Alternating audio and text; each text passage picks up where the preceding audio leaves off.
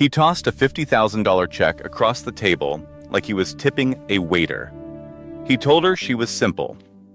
He told her she would be happier being nobody again. He did not even let her finish her sentence. If he had, he would have learned that the woman he just threw away was Hi, carrying it's so his good to see child. you. You But too. Vesper You look Caldwell did wonderful. not Thank scream. you. I'm so She excited. did not cry. Thưa các anh, doanh She số did quý not trước tăng beg. 15%. Rất tốt. She Chúng picked ta cần up lên kế that hoạch chuẩn bị pen tới. Vâng, tôi and đề xuất mở signed rộng her thị trường. name Đồng ý. in Phân tích rủi ro đi. silence. Then she walked out into the rain with nothing. No money, no home, no plan, just a baby in her belly and a rage so quiet it could burn a city down. 48 hours later, James Preston woke up to 47 missed calls. He grabbed his phone, clicked the first link, and his blood went cold. There on a grainy paparazzi video was the woman he had just discarded, walking up the steps of a $70 million private jet.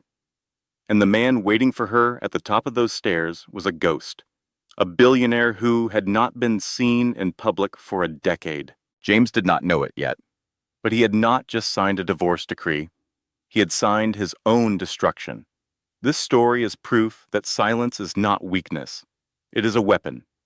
And the people who try to bury you always forget one thing. They are just planting seeds. If you have ever been told you are nothing, stay with me to the very end. This one is going to change how you see yourself. Now, before we begin, if stories like this hit you right in the heart, do me a quick favor. Tap that subscribe button and that little bell right next to it. It takes 1 second, it costs nothing, and it makes sure you never miss a story that might be exactly what you need to hear on a hard day. And if this one moves you, drop a comment. Tell me your story. I read every single one. Let us begin. The conference room at Whitmore and Associates smelled like leather and betrayal. That is not a metaphor. The chairs were Italian calfskin, the kind that cost more than a used car, and the betrayal was sitting at the head of the mahogany table in a bespoke navy suit from Savile Row, checking his Rolex for the third time in 60 seconds. James Preston looked like a man who had already won the lottery and was just waiting for someone to hand him the oversized check. He was 45 years old, handsome in the way that expensive grooming and arrogance can make any man handsome. And he radiated the kind of confidence that comes from never once being told no by anyone who mattered. Next to him sat his lawyer, a sharp-faced man named Gregson, who shuffled a stack of documents with the aggressive precision of a card dealer in a casino where the house always wins. Gregson charged $800 an hour. He was worth every penny if you were the one paying him. If you were on the other side of the table, he was a nightmare in a three-piece suit. And on the other side of the table sat Vesper. She looked small. That was the first thing anyone would notice. She looked small in the oversized leather chair, like a child sitting at the adults' table for the first time. She wore a simple, beige trench coat that had seen better days. Her dark hair was pulled back in a severe bun, exposing a neck that looked too fragile to hold up the weight of what was happening in this room. Her hands were clasped tightly in her lap. But here's what nobody in that room knew. Not James, not Gregson, not the receptionist who had offered her water with pity in her eyes. Nobody knew that Vesper Caldwell was 8 weeks pregnant. She had found out 11 days ago in the bathroom of the apartment she still technically shared with James, though he had not slept there in months. 2 pink lines on a pharmacy test that cost $6.99. She had sat on the cold tile floor and stared at those lines until they blurred, and she had known 2 things simultaneously. The first was that she was carrying a new life. The second was that the father of that life was about to throw her away like yesterday's newspaper. She had tried to tell him 3 times since then. Each time, James had been too busy, too distracted, too wrapped up in Lydia and her Instagram stories and her baby voice that called him Daddy, without a shred of irony. Vesper had swallowed the words, each time, like bitter medicine, and told herself she would find the right moment. This was not the right moment, but it was the last moment. Gregson cleared his throat. "Let us review the terms one final time," he said, his voice dripping with the kind of sympathy that was about as genuine as a $3 bill. "Mr. Preston retains the property on Mercer Island, the primary residence in Bellevue, and full ownership of Preston Dynamics. As per the prenuptial agreement, which we have successfully upheld, Mrs. Preston is entitled to a lump sum of $50,000. $50,000.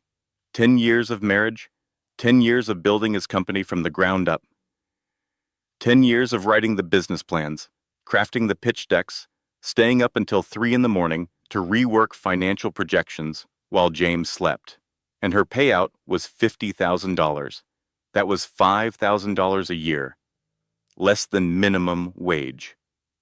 In exchange," Gregson continued, "you waive all rights to future alimony, spousal support, and any claims on Mr. Preston's future earnings." He slid a pen across the polished table. It spun like a compass needle and stopped, pointing directly at Vesper. "It is a clean break, Vesper," James said. His voice was smooth and polished, like a stone that had been tumbled in a river of privilege until all the rough edges were gone. There was no trace in that voice of the man who had once promised to love her until death. "Honestly, it is generous given the circumstances." The circumstances were currently sitting in James's car in the parking garage downstairs, scrolling through Instagram and chewing gum. Her name was Lydia Marks. She was 24 years old. She had 160,000 followers and a talent for spending James's money with the enthusiasm of a child in a candy store. With her parents' credit card, she called herself an influencer. The only thing she influenced was James's bank account, and always in the downward direction. Vesper did not look up from the document. The words blurred. Irretrievable breakdown of marriage, waiver of rights, total separation. The language was clinical, designed to strip the emotion out of the most emotional moment of a person's life. Lawyers were good at that. They could describe a stabbing as an unauthorized penetration of the epidermis and bill you $400 for the sentence. She fought. She had to try. "I wrote the business plan that landed your first $10 million contract, James," she said, and her voice was steady, stronger than she expected. "I built the pitch deck for Series B. I worked 80-hour weeks for your company, and you paid me nothing. Not a salary, not equity, not even a thank you." Gregson cut her off with the precision of a surgeon. "The prenuptial agreement is clear, Mrs. Preston. Contributions of a domestic nature do not constitute grounds for additional compensation under the terms of the—" "I was not domestic," Vesper said, and the sharpness in her voice made both men blink. "I was your unpaid chief strategy officer." The room went quiet for a moment. James leaned forward. His cologne reached her across the table, the same Tom Ford that used to make her feel safe when he held her. Now it just smelled like expensive lies. "Sign the papers, Vesper. Do not embarrass yourself." Vesper took a breath. This was it, the last moment. She had to tell him now, or she would never tell him. "James, I need to tell you something." He cut her off, like she was a telemarketer, interrupting his dinner. "You have nothing left to say that I want to hear. Sign it." She closed her mouth. She looked down at her stomach, hidden under the shapeless trench coat. No one noticed. No one was looking. She was already invisible to them. She picked up the pen. Her hand did not tremble. That was the first odd thing, though James was too arrogant to notice. A woman losing her marriage usually shook. She usually cried. She usually screamed about the years she had wasted. But Vesper was silent. She pressed the pen to the paper. The scratch of the nib was the loudest sound in the room. She signed her name. Vesper Caldwell. She dropped his last name with the stroke of a pen. She pushed the papers back across the table. Done? She said softly. James snatched the papers up, scanning the signature like he expected it to evaporate.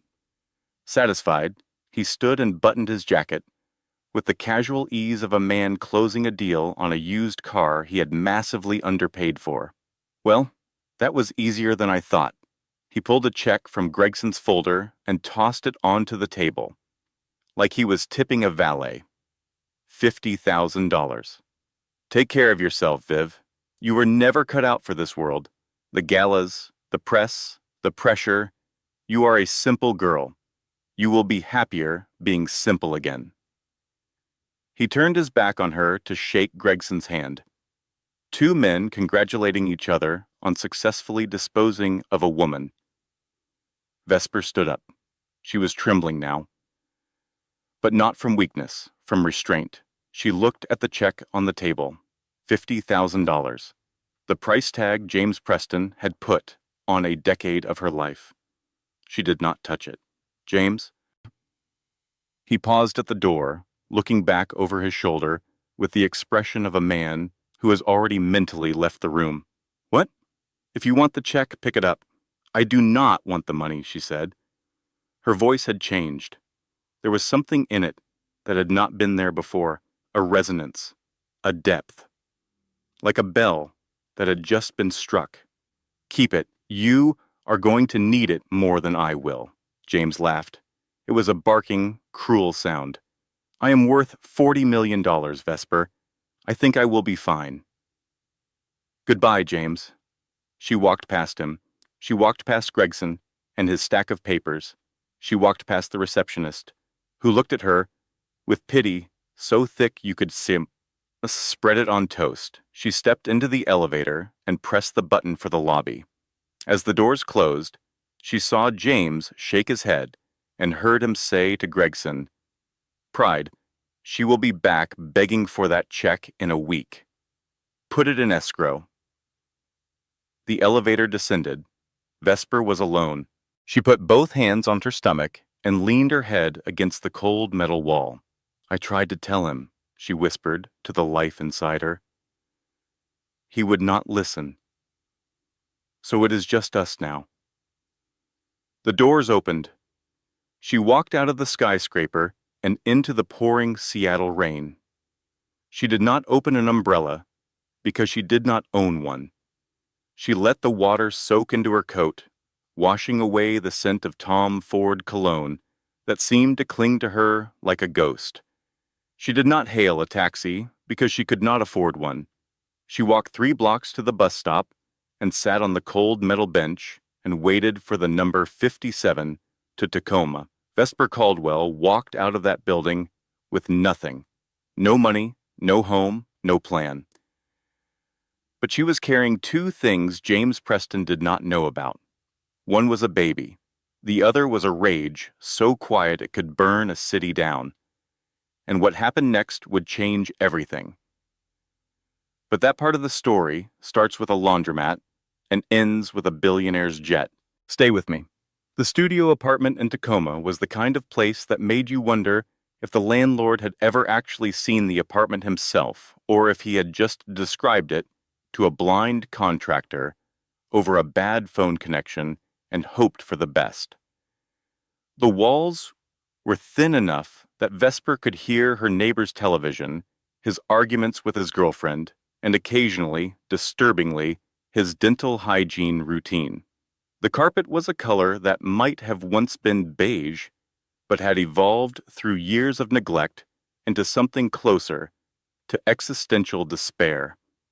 There was a mattress on the floor, a coffee maker that worked approximately half the time, and a window that looked out onto the parking lot of a tire shop. Rent was $850 a month. That ate through her $50,000 safety net faster than she wanted to think about, especially since she had not actually taken the $50,000. She had walked away from the check. Pride is a luxury when you are pregnant and alone, but Vesper's pride was the only thing she had left that James had not managed to take, and she was not about to surrender it for a check that represented everything She despised about how he valued her. So she had nothing, truly nothing. She pawned her engagement ring on the second day. She walked into a pawn shop on Pacific Avenue, a place with bars on the windows and a man behind the counter who had clearly seen every form of human desperation and was no longer impressed by any of it. He examined the ring under a loupe, turned it over twice and said, 3,200. Vesper blinked. James told me it was worth $40,000. The pawnbroker looked at her with an expression that was not quite pity, but lived in the same neighborhood. Ma'am, this is cubic zirconia in a gold-plated setting.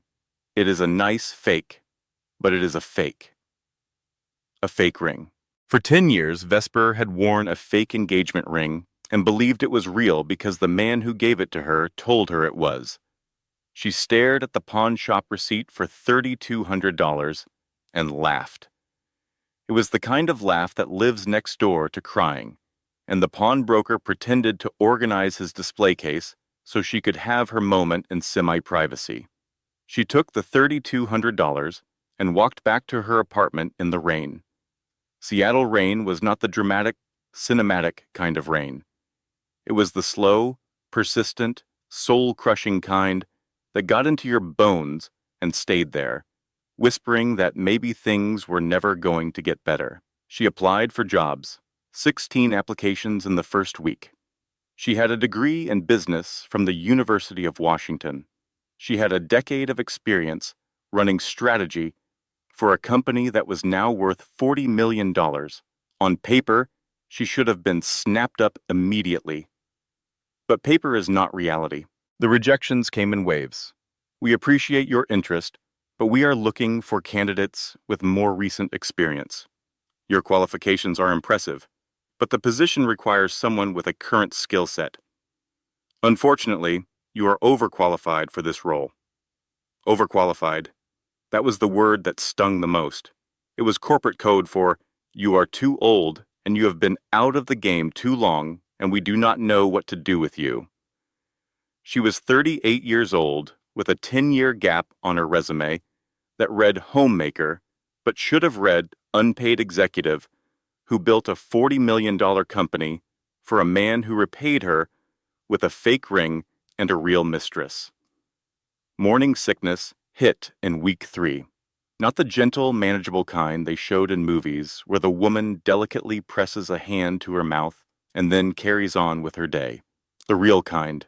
The kind where you are on your knees on a bathroom floor at 5 in the morning, gripping the toilet bowl in a studio apartment in Tacoma, and the only thing in your stomach is saltine crackers and tap water, because that is all you can afford. She needed to see a doctor. She knew this. The baby needed prenatal care, vitamins, checkups, but her health insurance had been through James' company, Preston Dynamics, and it had been canceled the day the divorce was finalized. Gregson had seen to that. Clean break, he had called it. Clean for James, maybe. For Vesper, it was like being pushed out of an airplane without a parachute and being told to enjoy the view on the way down. Meanwhile, James was living his best life. She could not escape it. Social media was a window into his world that she could not stop looking through, even though every glance was a punch to the sternum. He posted photos with Lydia on a yacht in the San Juan Islands. Champagne on the deck. Lydia in a white bikini, her body the kind of taut and golden that only youth, genetics, and a complete absence of stress could produce. James's arm around her waist, his smile wide and white and obscene. The caption read, "New chapter, same incredible life, blessed and grateful." His PR team had spun the divorce as amicable. Diana Mercer, his publicist, crafted a statement that used words like mutual respect and different paths and wishing each other well. The internet barely noticed. Vesper was a footnote in someone else's story, a minor character written out of a the script, so the leading man could have a more exciting love interest. The worst night came on a Tuesday. Vesper was sitting in a laundromat at 11 at night, watching her only 3 outfits spin in the dryer. The fluorescent lights buzzed and flickered, casting everything in a harsh bluish-white glow that made the room feel like a hospital waiting area for people whose lives had flatlined. A man in the corner was asleep with his mouth open, using a bag of dirty clothes as a pillow. A woman was folding tiny children's shirts with the mechanical efficiency of someone who had done this 10,000 times and would do it 10,000 more. Vesper checked her phone. The screen was cracked, a spiderweb fracture that she had covered with a piece of clear tape. James's latest Instagram photo loaded slowly over the laundromat's terrible Wi-Fi. It was a close-up of Lydia at dinner, laughing, her head thrown back, wearing a diamond necklace that caught the candlelight and scattered it like tiny explosions. The caption was a single heart emoji. That necklace cost more than everything Vesper owned, more than her apartment, more than her car, which she did not have, more than her bank account, which currently held $2,400 and was shrinking by the day. She put the phone face down on the folding table and called her mother. Ruth Caldwell answered on the second ring. She always answered on the second ring. First ring was too eager, third ring was too slow. Ruth was a retired school teacher from Columbus, Ohio, and she approached even phone etiquette with pedagogical precision. "How are you, honey? How is James?" The lie came out smooth and practiced. Vesper had been lying to her mother for weeks, and she was getting terrifyingly good at it. "Everything is fine, Mom. Just busy with the move." "The move? Where are you moving?" "Just downsizing. You know how it is. Seattle real estate." "You sound tired, sweetheart." "I am okay. How is the treatment?" Ruth hesitated. That tiny pause, was louder than any words could be. Ruth had been diagnosed with early-stage lymphoma 4 months ago. The chemo was brutal, but the prognosis was good if she stayed on the treatment protocol. If. The if was made of money, insurance, copays, medication costs, transportation to the hospital. Ruth was on a fixed income from her teacher's pension, and the costs were eating her alive. "We can talk about that later," Ruth said, which was Ruth language for, "The bills are crushing me, but I will die before I burden my daughter. Mom, if you need anything." "I am fine, Vesper. Now tell me, are you eating properly?" "You always forget to eat when you are stressed." Vesper looked at the vending machine in the corner of the laundromat. She had eaten a sleeve of saltine crackers and half a banana for dinner. "I ate a big dinner, Mom. Do not worry about me. That is my job, honey. It has been my job since the day you were born. I am not retiring from that one." After she hung up, Vesper sat in the plastic chair and stared at her reflection in the laundromat window. The rain streaked down the glass, distorting her face into something she barely recognized. She looked old, not 40 years old in the way that exhaustion and despair and hunger age a person in weeks rather than years. She put her hand on her belly.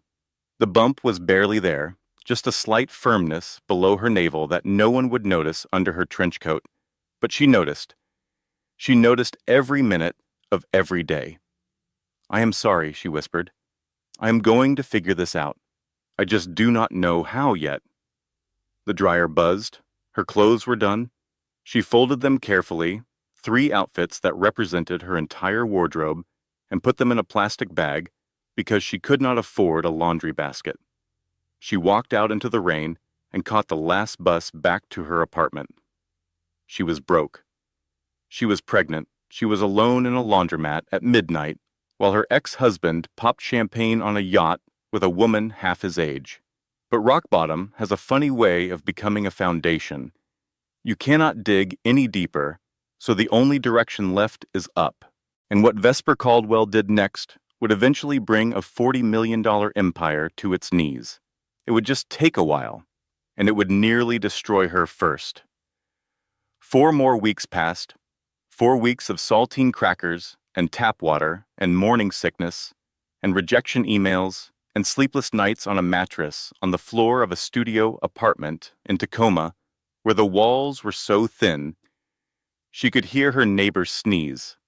But something else happened in those 4 weeks. Something quiet and almost imperceptible, like a seed cracking open underground where nobody can see it. Vesper started to work. Not a job. Nobody would hire her.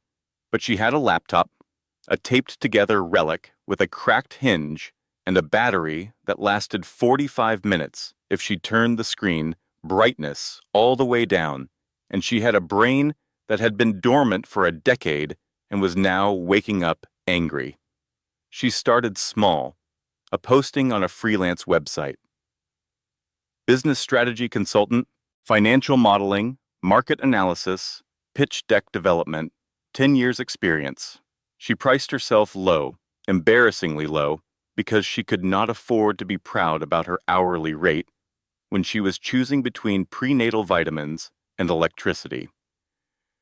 Her first client was a woman named Georgia who ran a small candle business out of her garage and needed help writing a business plan to apply for a bank loan. Vesper wrote that plan in 2 days. It was immaculate.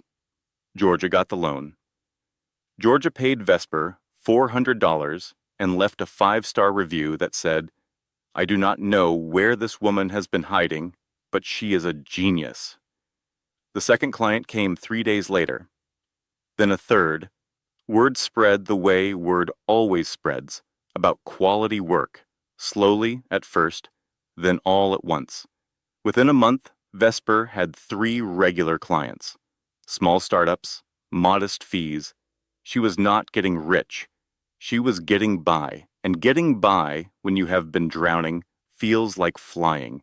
But she needed to see a doctor. She had been putting it off because the free prenatal clinic had a 3-week wait list. And because some small, terrified part of her brain whispered that if she went to the doctor and something was wrong with the baby, she would have to face it. And she was not sure she could face one more bad thing. Her capacity for bad things was full. The tank was empty. She was running on fumes and stubbornness and the ghost of her grandmother's voice saying that Caldwell women do not quit. Week 12. She went. The Southside Community Health Center was wedged between a dollar store and a tax preparation office in a strip mall that had seen better decades. The waiting room smelled like hand sanitizer and anxiety. Plastic chairs lined the walls. A television mounted in the corner played a daytime talk show at a volume that was either too loud or not loud enough, depending on whether you were trying to listen or trying to think. Vesper signed in. Name, address, insurance. She left the insurance line blank. The receptionist looked at the form, looked at Vesper, and said without judgment, "We have a sliding scale program. Based on your income, the visit today will be $12. $12. That was more than a sleeve of crackers, but less than the dignity of knowing her baby was healthy. She paid. The doctor was a woman named Dr. Ramirez, mid-50s, with reading glasses on a chain around her neck and the calm demeanor of someone who had delivered enough bad news to know that the delivery mattered as much as the content. She did the exam. She ran the ultrasound. 12 weeks, Dr. Ramirez said, turning the screen so Vesper could see. Your baby is healthy, strong heartbeat, development is right on track. Vesper stared at the screen. There it was, a tiny shape, a head, a body, limbs the size of matchsticks. It looked like a peanut, the most beautiful peanut she had ever seen. She cried. Not from sadness, from relief, from the bone-deep gratitude of learning that something in her life finally was going right. In a world where everything had been taken from her, this one thing was still hers, still healthy, still fighting. Dr. Ramirez handed her a tissue and a bottle of prenatal vitamins. Take these every day, no exceptions. You need to eat more. I know that is easier said than done, but your body is building another body right now, and it needs fuel. Here is a list of resources for uninsured mothers in the area. Food banks, WIC, maternity assistance programs. Vesper took the pamphlets and stuffed them in her bag next to the taped-together laptop. She held the ultrasound printout like it was a winning lottery ticket, which in a way it was. It was proof that something good could come from something terrible. She walked outside. The sun was actually shining for once, a rare break in the Seattle gray that felt like a personal gift from the universe. She sat on a bench outside the clinic and looked at the ultrasound photo one more time. Then she pulled out her phone and did something she had been avoiding for weeks. She called James. She did not call to beg. She did not call to plead.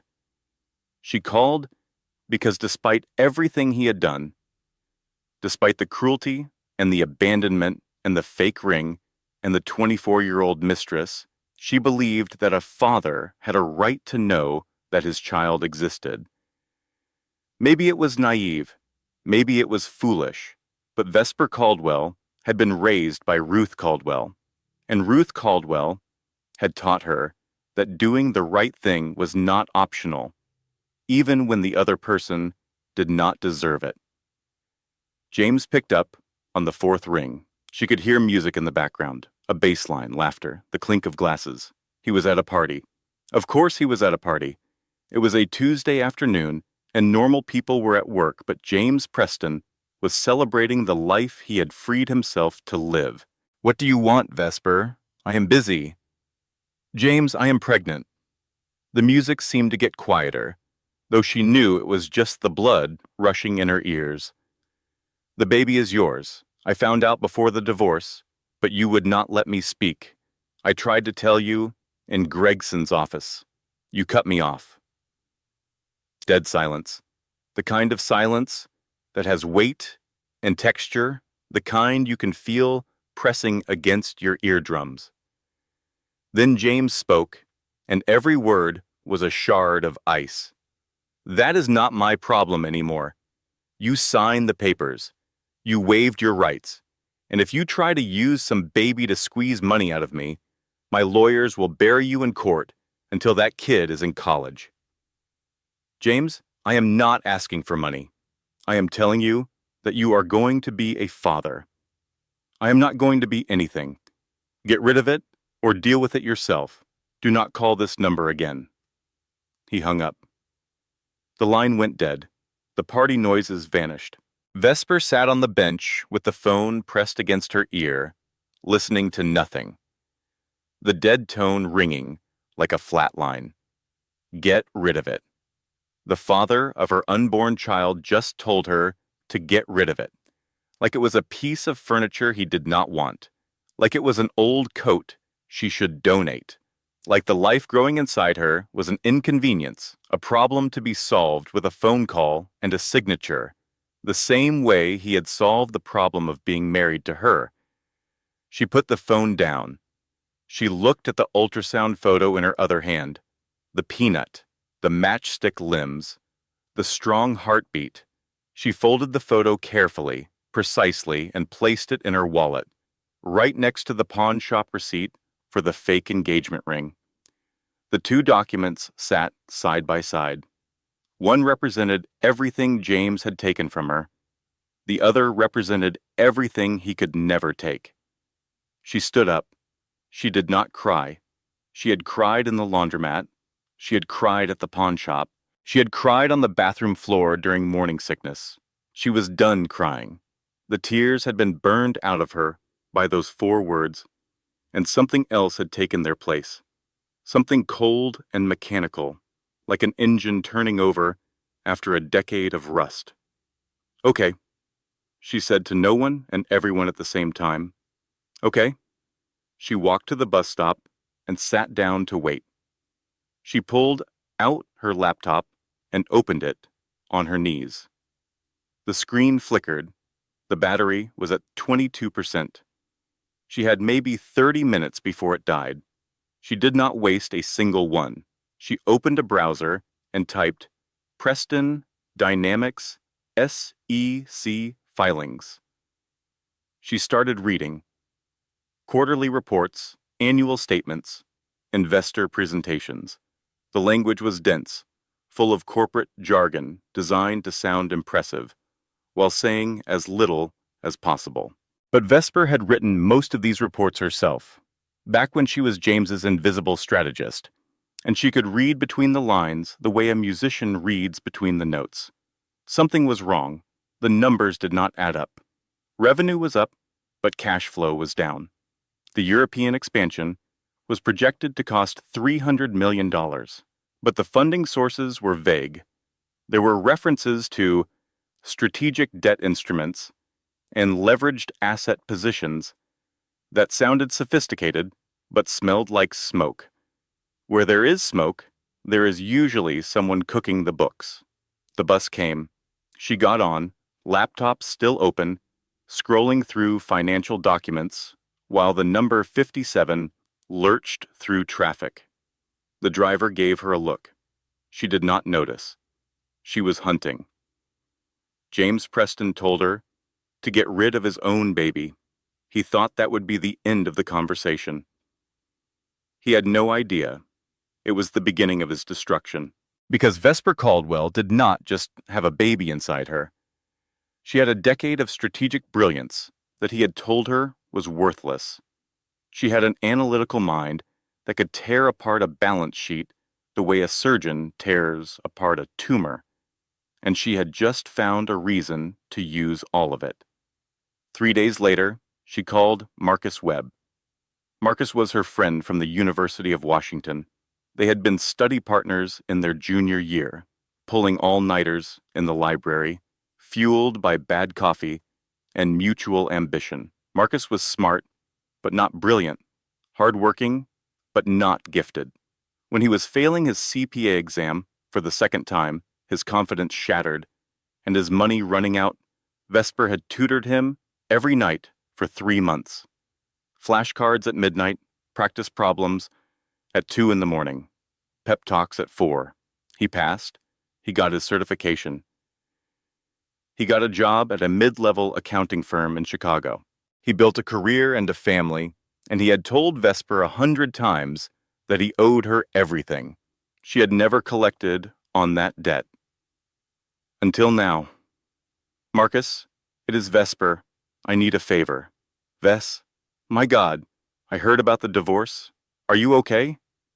Where are you? I am fine. I need you to look at some financial filings for me. Preston Dynamics. Something is not right with their numbers. Marcus was quiet for a moment.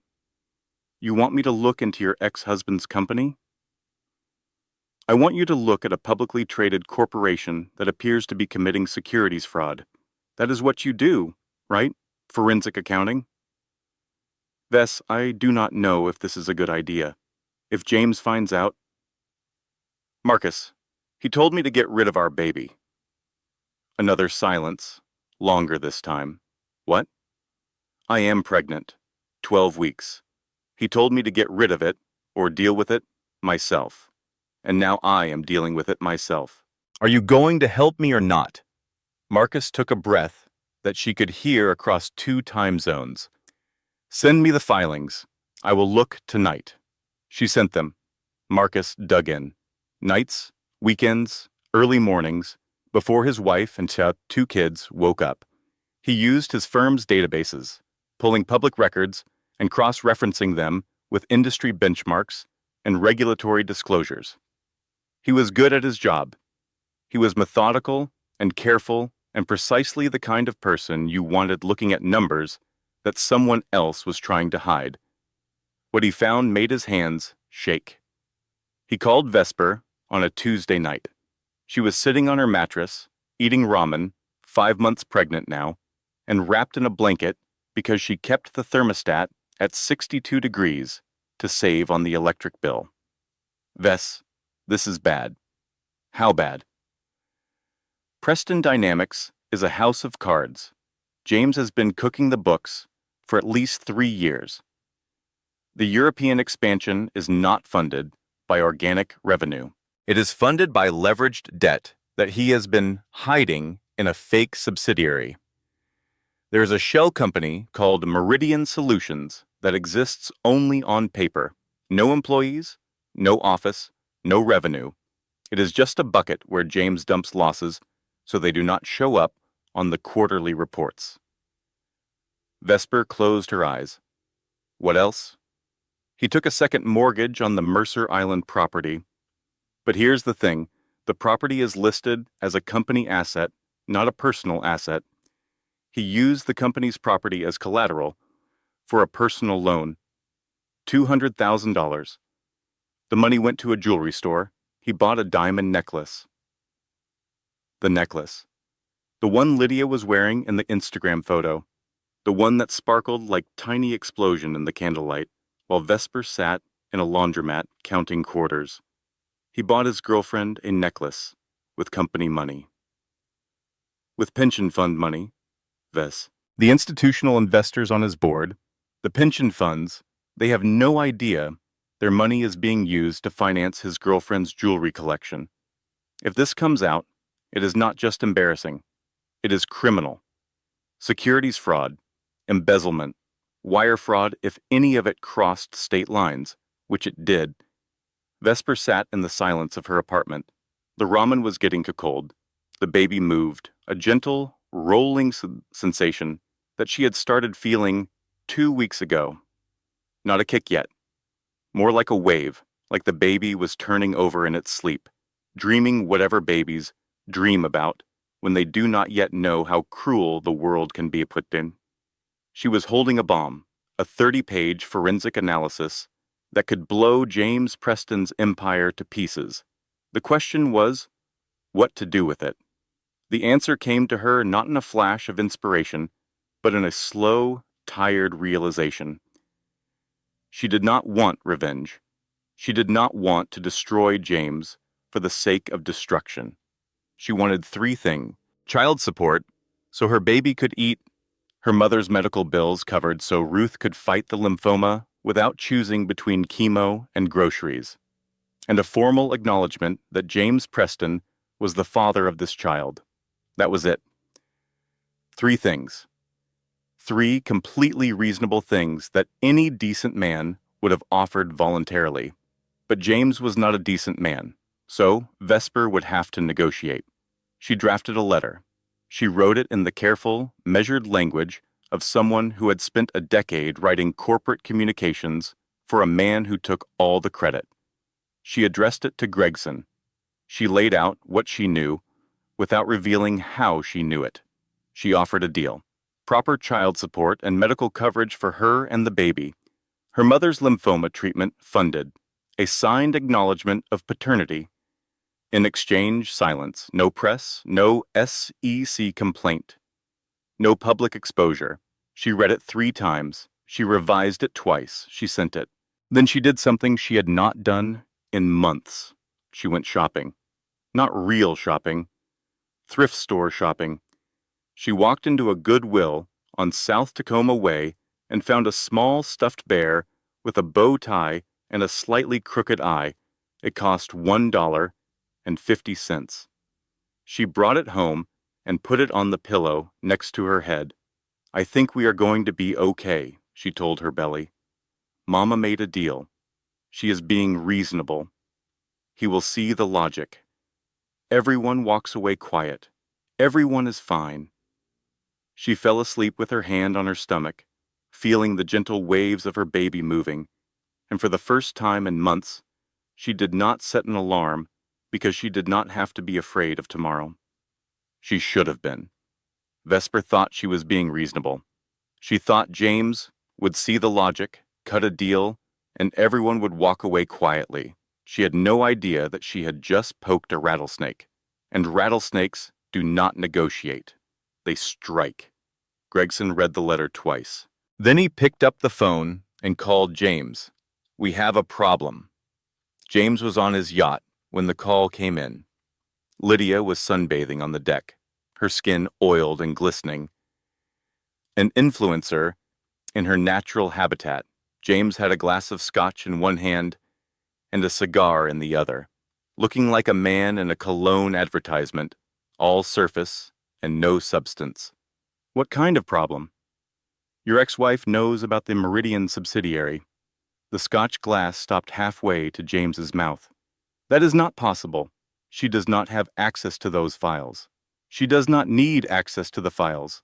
She has a forensic accountant, someone who can read the public filings and figure out what is behind them. She is offering a deal: child support, medical coverage, paternity acknowledgement, and her mother's cancer treatment. In exchange, she keeps quiet. She is bluffing. She is not bluffing, James. Her letter references specific transactions. The Mercer Island second mortgage. The jewelry purchase, she knows. James put the scotch down. His hand was steady, but his jaw was tight, the muscles working under the skin like he was chewing on something bitter. How much does she want? She is not asking for a lump sum. She is asking for child support, medical insurance, and her mother's medical bills. It is remarkably reasonable, actually. If you want my professional opinion, I do not want your professional opinion. I want her destroyed. Gregson paused. James, if we can settle this quietly. Quietly, she threatened me. The woman I gave 10 years of my life to, the woman I gave $50,000 to, the woman who could not even manage to be a proper wife. She is threatening me.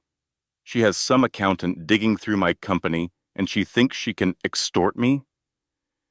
It is not extortion. She is offering to keep quiet in exchange for basic child support. Any family court judge in the country would. I do not care what a family court judge would do. I care about what I am going to do. And what I am going to do is make sure she never opens her mouth again. Find Carl Whitley. Gregson went quiet. He knew that name. Everyone in Seattle's legal community knew that name. Carl Whitley was a private investigator whose methods lived in the gray area between legal and criminal. A man who did not just find dirt on people, but manufactured it when the real thing was not dirty enough. James, I strongly advise against find him today. The phone went dead. Gregson stared at the receiver. He had been a lawyer for 23 years. He had represented liars, cheaters, embezzlers, and men who treated their wives like furniture. But something about the cold flatness in James's voice made him uncomfortable in a way he had not felt before. This was not a man protecting his interests. This was a man preparing to destroy someone for the crime of being right. Gregson found Whitley. It took one phone call. Carl Whitley was 52 years old, built like a refrigerator, and had the moral compass of a weather vane. He had worked for some of the wealthiest men in Seattle, and his specialty was making problems disappear. Not the problems themselves, of course, the people who were the problems. He did this by constructing narratives so damaging and so convincing that the target either gave up or became so discredited that nobody believed them anymore. He started following Vesper 3 days after James's call. He photographed her leaving the free prenatal clinic, making sure to capture the peeling paint on the building and the weeds growing through the cracked parking lot.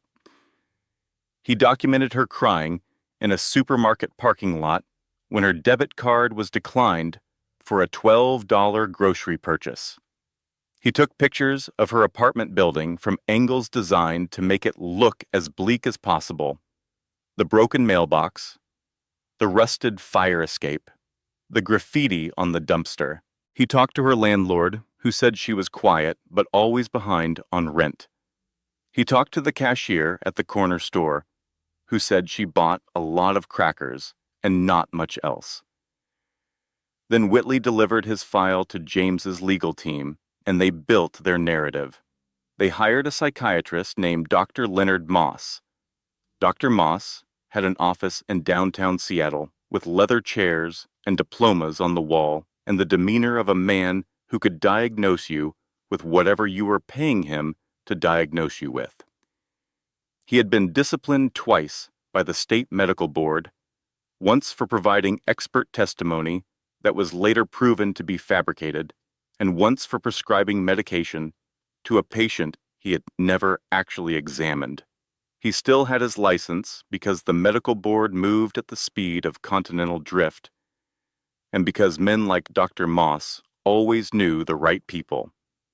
Dr. Moss reviewed Whitley's file, the photographs of Vesper looking exhausted, the surveillance footage of her crying, the descriptions of her living situation. Based on this evidence and absolutely nothing else, no interview, no examination, no actual contact with the patient, Dr. Moss wrote a 12-page psychological evaluation that concluded Vesper Caldwell suffered from acute delusional disorder with paranoid ideation, emotional lability, and behavioral patterns inconsistent with parental fitness. James's legal team filed 2 motions simultaneously. The first was a restraining order. James claimed that Vesper was harassing him with fabricated allegations, intended to extort money, and that she posed a danger to herself and others. The motion cited her erratic behavior, her unstable living conditions, and Dr. Moss's evaluation as evidence that she was spiraling into a mental health crisis. The second was worse. It was a preemptive motion to have any future custody claims dismissed on the grounds that Vesper was mentally unfit to parent. They were trying to take her baby before it was even born. The papers were served on a Thursday afternoon. Vesper was sitting in the waiting room of the prenatal clinic for her 16-week checkup. The same plastic chairs, the same buzzing fluorescent lights, the same daytime talk show on the television. A woman across from her was bouncing a toddler on her knee. Another woman was filling out paperwork with a pen she had borrowed from the receptionist. A man in a gray suit walked in. He looked out of place in this waiting room the way a shark looks out of place in a goldfish bowl. He scanned the room, locked eyes on Vesper, and walked over. Vesper Caldwell? Yes? He handed her a manila envelope. You have been served. He turned and walked out. Every woman in the waiting room watched him go. The receptionist shook her head slowly. She had seen this before. Vesper opened the envelope.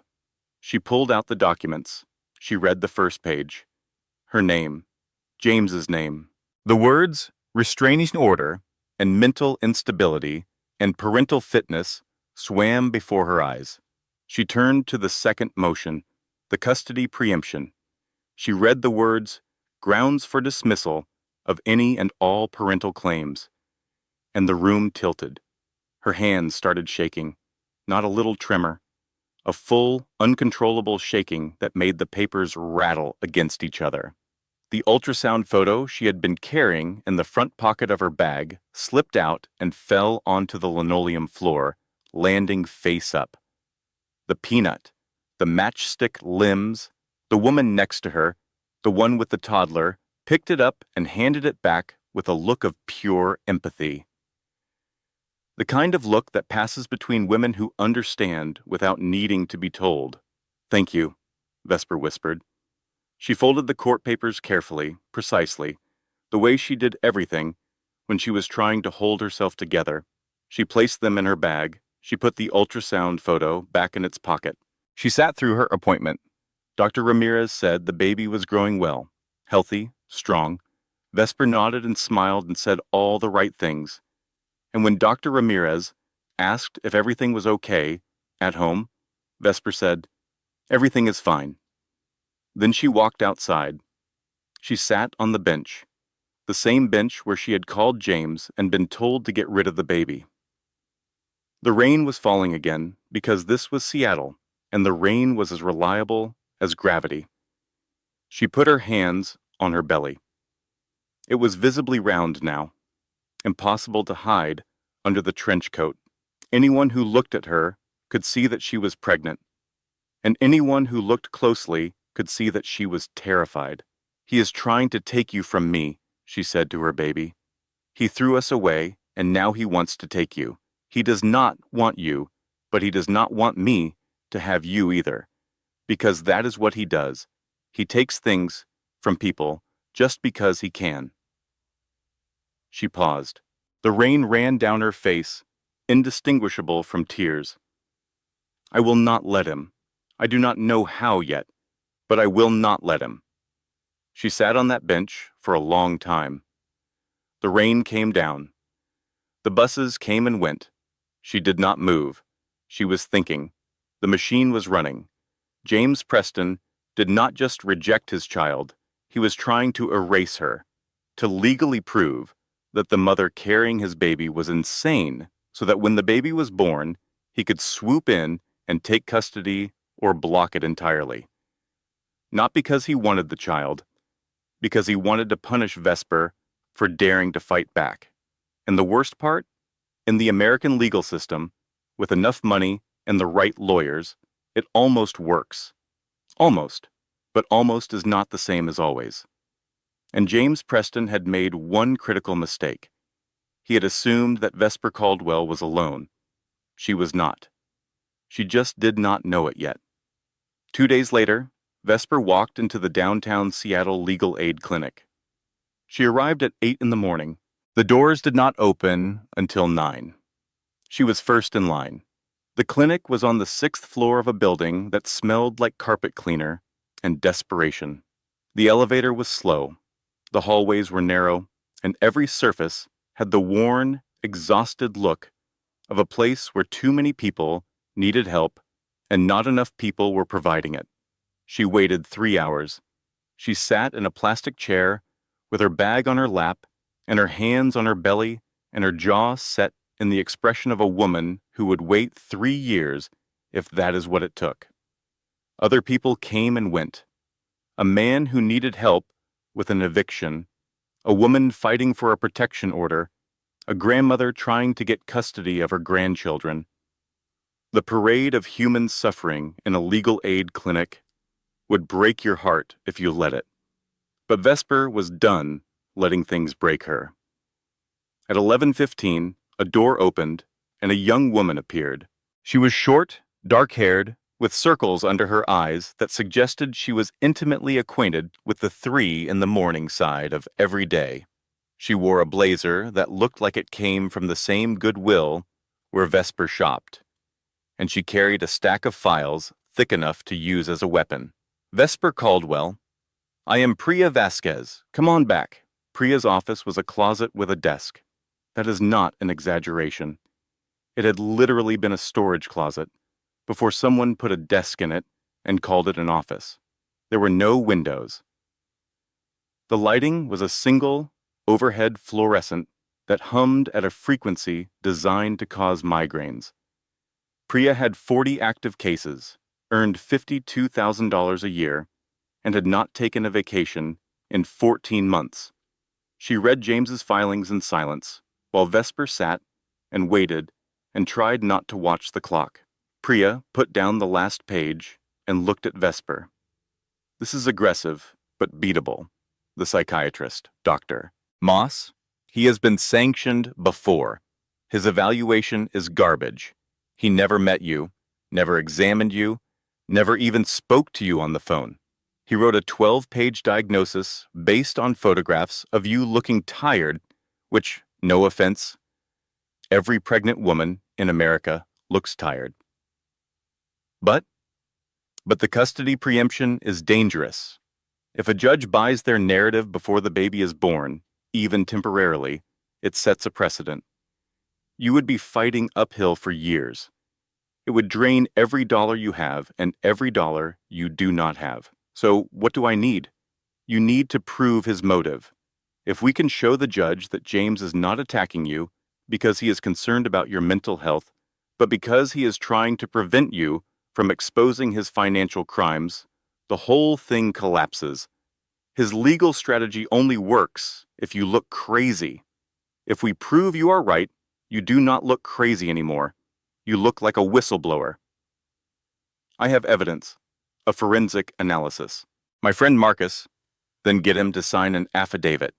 We get that affidavit in front of a judge, and James's restraining order falls apart like a cheap umbrella in a hurricane. Vesper nodded. She felt something she had not felt in weeks. Not hope. Exactly. Hope was too bright a word for this feeling. It was more like a pilot light being lit in a dark room. Small, flickering, easily extinguished, but warm. Priya, yes. I cannot pay you. Priya smiled for the first time. It was a tired smile, the smile of a woman who had heard those exact words from 100 clients and would hear them from 100 more. That is literally why this office exists.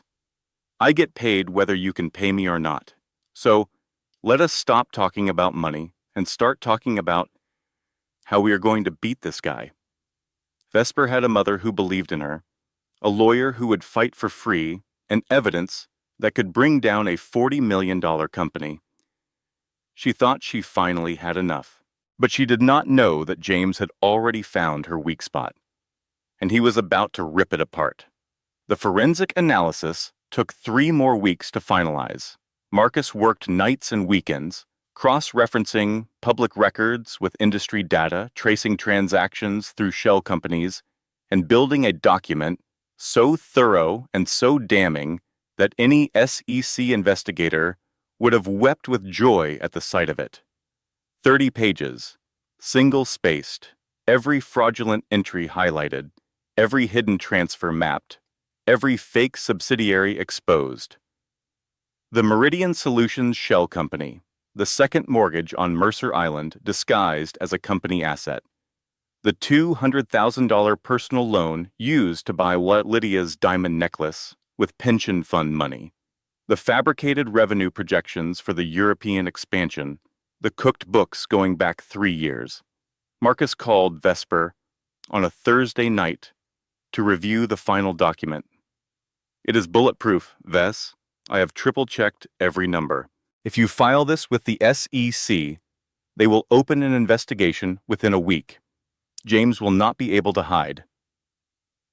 And you will sign an affidavit? Marcus hesitated. It was a tiny hesitation, barely a heartbeat. Of course. Send me the draft. But here is what Vesper did not know, and what Marcus was too ashamed to tell her. To access some of the data he needed, Marcus had used his firm's proprietary database in ways that were not strictly authorized. He had logged into financial systems using his corporate credentials to pull records that he was not technically cleared to see. In his firm's employee handbook, this was a violation of the acceptable use policy. In a federal courtroom, with the right prosecutor, this could be construed as unauthorized access to protected financial systems, a felony. Up to 5 years in federal prison. Marcus told himself it was a gray area. He told himself it was for a good cause. He told himself that nobody would ever find out. Vesper took the analysis and acted on 2 fronts. First, she sent it anonymously to the 3 institutional investors on Preston Dynamics' board of directors, the pension fund managers, the people who actually cared about whether the money was